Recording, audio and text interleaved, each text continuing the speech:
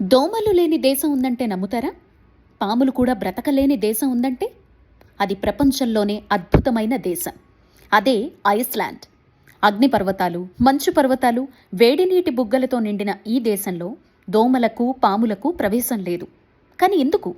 ఇదే ఈరోజు మన వీడియో టాపిక్. ప్రపంచంలో ఎక్కడ చూసినా దోమలుంటాయి, కానీ ఐస్లాండ్ మాత్రం కనిపించవు. ఇక్కడ దోమలు బ్రతకలేకపోవడానికి కారణం అక్కడి వాతావరణమే. ఇక్కడ చలి అంత ఎక్కువగా ఉంటుంది. చలికాలం ముగిసిన 40 రోజుల్లో మళ్లీ మంచు మొదలవుతుంది. దీంతో దోమలు గుడ్లు పెట్టి పెరగడానికి అవసరమైన స్థిరమైన ఉష్ణోగ్రతే ఉండదు. దోమలు పెరగడానికి తేమ ఉన్న నిల్వ నీరు అవసరం.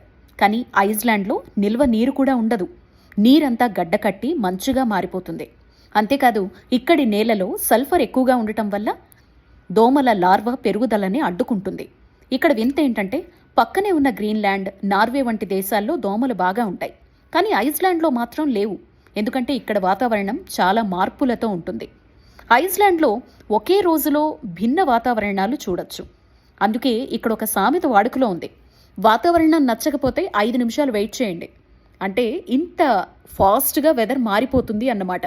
దోమలే కాదు, పాములు కూడా ఐస్లాండ్లో లేవు. ఎందుకంటే పాములు, బల్లులు, తాబేళ్లు వంటి సరీసృపాలు అతి చల్లని వాతావరణంలో బతకలేవు. ఇక చట్టపరంగా కూడా పాములు లేదా బల్లుల్ని పెంచుకోవడం ఐస్లాండ్లో నిషిద్ధం.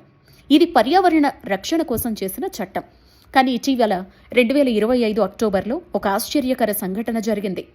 ఐస్లాండ్లో తొలిసారిగా ఒక ఆడ, ఒక మగ దోమను గుర్తించారట. ఒక రైతు తన ద్రాక్ష తోటలో వీటిని చూశాడు. అధికారులు వాటిని పరిశీలించి నిజంగా దోమలేనని నిర్ధారించారు. ఇవి ఎలా వచ్చాయి అనేది ఇంకా మిస్టరీనే. కానీ సరకు రవాణా వాహనాల ద్వారా వచ్చి ఉండొచ్చని అనుమానం.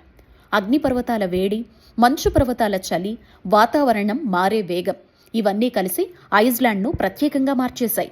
ఇక్కడ ప్రకృతి ఒక అద్భుతమైన సమతుల్యాన్ని చూపించింది. ఇక మీరు కూడా వెళ్ళి చూడండి, దోమలు లేని దేశం ఎలా ఉంటుందో. ఈ వీడియో నచ్చిందా? తప్పకుండా లైక్ చేయండి, షేర్ చేయండి.